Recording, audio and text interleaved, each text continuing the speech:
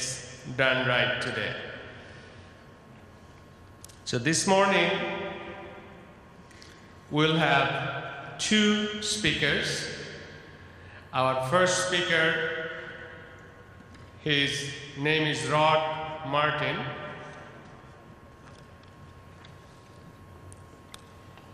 He's the founder and CEO of Martin Organization. He's a technology entrepreneur, futurist, hedge fund manager, thought leader, and activist. So in summary, he brought a bag full of money. So capitalist, I'll let him explain what that means. He's an investor, director of numerous ventures in internet and biotech space. He's especially noted for his role of the IPO startup team at PayPal at Silicon Valley. He did his whole bio to steal all the thunder. I'll leave something for him. So let's give a big round of applause for Rod Martin.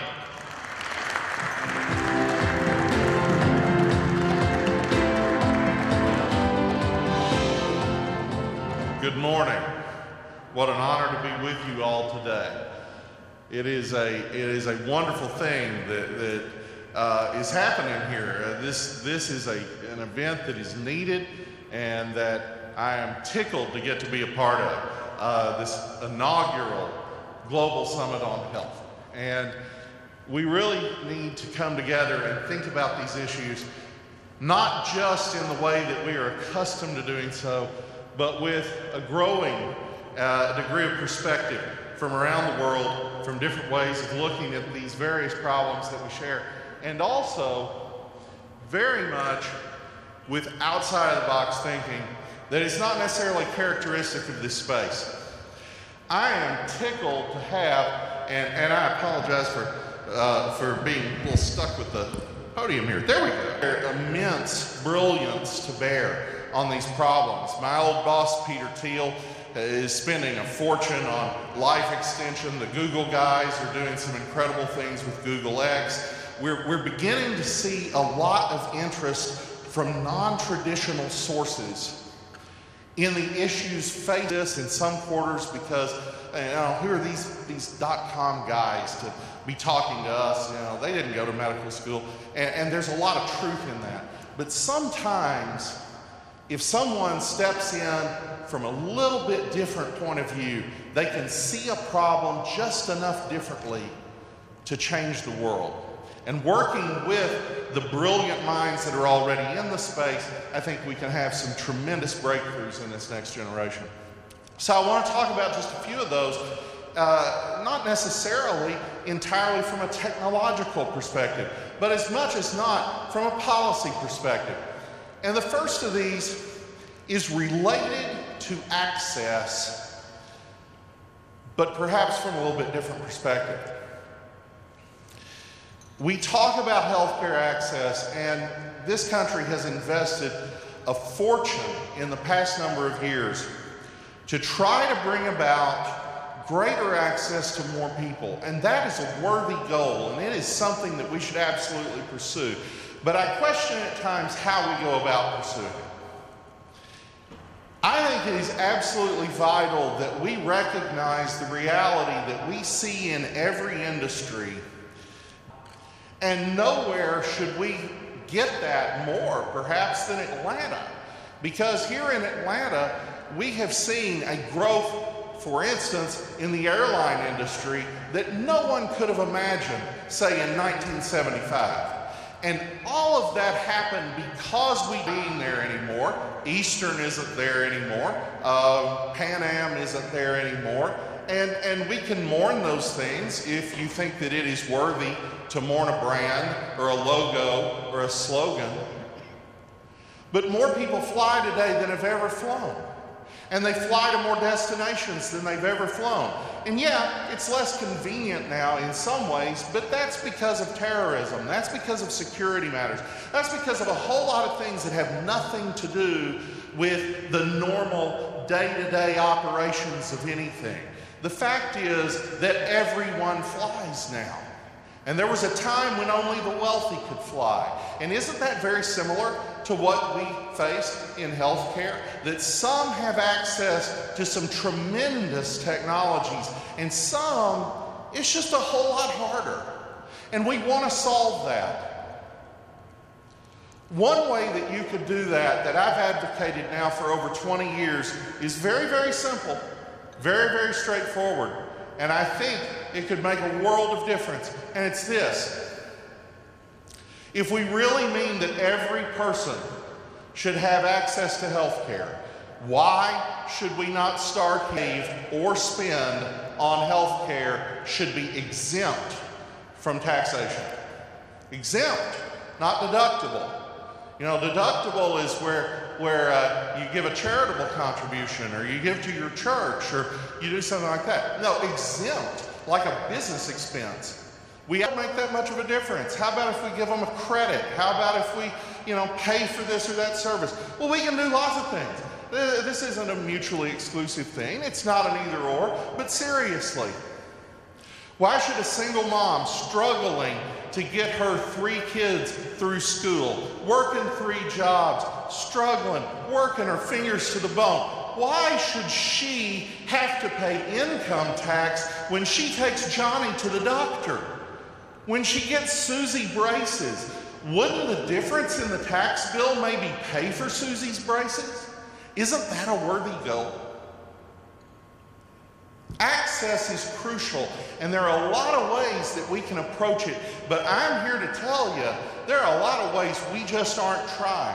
And some of you will recognize what I'm talking about as a health savings account, and that is a mechanism by which it can be implemented, but I'm here to tell you that doesn't go anywhere near far enough. If we really do believe, and I'm not going to suggest this as a formal legal position, because that has some implications that we probably don't want. But if we kind of believe in our gut that health care is a human right, or a mosque, or a synagogue, why are we taxing this? Access. Second, if we want to increase access, the most important thing we can increase access to, the United States since 1962 has placed some unreasonable restrictions, frankly, on the approval process for new drugs, new devices, new lots of things. It's called the Kefauver Amendment, and it was passed in a moment that, lawyers use the term bad facts make bad law. We had a scare. There was a drug that caused some birth defects, and it was really, really tragic. And in the way that Washington thinks, a whole bunch of people said there ought to be a law. And so they made a law.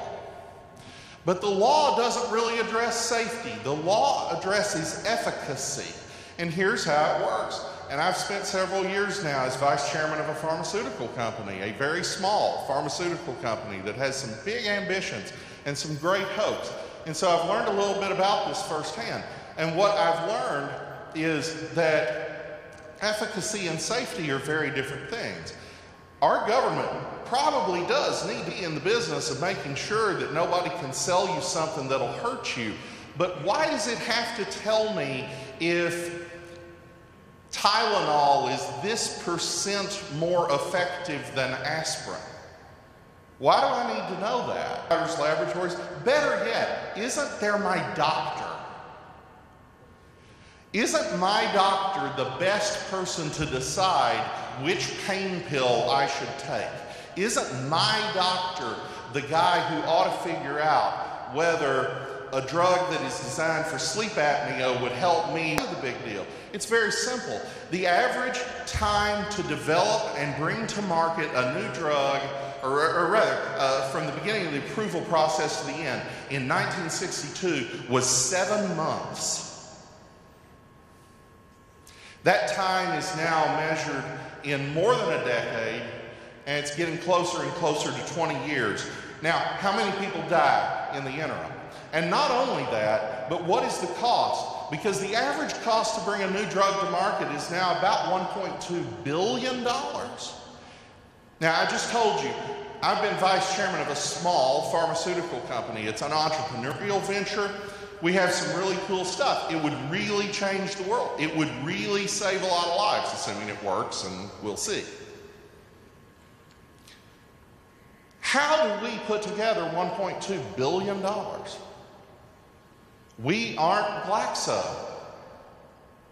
How many small investors have to actually get together and believe in something that is as yet unproven to be able to put together $1.2 billion? And the real crucial point is, how many life-saving drugs, how many cures are being totally, absolutely true, but that doesn't change this. Because most of these things are not done in a government laboratory. Most of these things are not done in a university. Most of these things are brilliant ideas that some random person had, and they say, hey, we could do such and such. And this is how we fund most things that really matter in the world. That's, by the way, how we funded PayPal. That's how we funded Google. That's how we funded the airplane. And in case you missed it, that's how we funded the cure for polio. The March of Dimes was not a huge government effort. It was a grassroots effort because they believed this had to be solved, and there were smart people who could do it. And they got together and they raised all this money, and miracles happened. We need to get unnecessary government out of the way of the drug and device development process, not because we're friends of Big Pharma. I have nothing against Big Pharma, but I'm telling you, none of this is about helping them. It's about helping the little guys with the big ideas who will never get to market, because the only people in this setup who can ever afford to bring something to market are, in fact, those big pharmaceutical companies that supposedly this is sticking it to. It's not sticking it to them. It's guaranteeing that they buy all the little guys, that they control the pipeline. And I'm not saying they're bad people. I don't have any problem with there's never been an Apple, and there'd never been any of these other companies, and there was never an internet, and there was never a Windows, and there was never a Macintosh, and there was never an iPhone. Exactly what kind of world would that be? There are lots of brilliant people who can do tremendous things. And all I'm saying is, if that drug that a government agency has already determined is safe, is the right drug for you, that will unleash an entrepreneurial revolution. Guaranteed. Third, and this is the crucial one, we've got to rethink how we look at this generally. And again, it's a policy issue. We have a system that is all about triage now. It is all about managing impending death. My friend Jim Pinkerton talks about a cure strategy.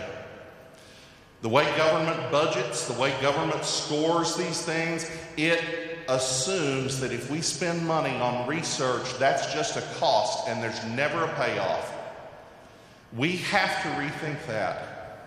Because when we did cure polio, we stopped spending a lot of money on it. What was the last big budget item for polio? We haven't had one in more than half a century. We need to think in terms of unleashing the innovative and creative juices of the most brilliant people in the world, who tend to like money. It'll be good for everyone, but above all else, it will save lives, maybe your own. I believe we're entering a golden age. I think we really are.